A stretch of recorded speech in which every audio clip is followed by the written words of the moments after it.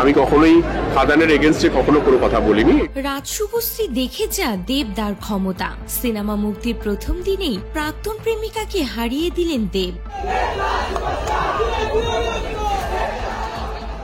হ্যাঁ ভিউয়ার্স, মুক্তি পেয়েছে দেবের খাদান ও শুভশ্রীর সন্তান সিনেমা। আর এই দুই সিনেমার জন্য রীতিমতো চলছে কাদা ছোড়াছড়ি।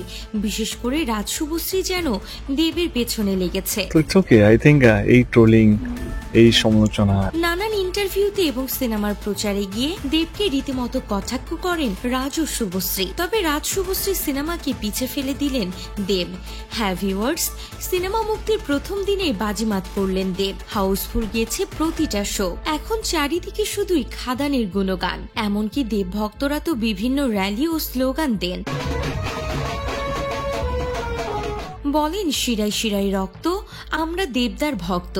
এখানেই শেষ নয়, দেব ভক্তরা রাজ শুভশ্রীকে তুলোধনা করতে স্লোগান দেন। সেখানে তারা বলেন, রাজ শুভশ্রী দেখে যা দেবদার ক্ষমতা। এসেছে এসেছে বাপ এসেছে বলে চিৎকার দেব অনুরাগীদের।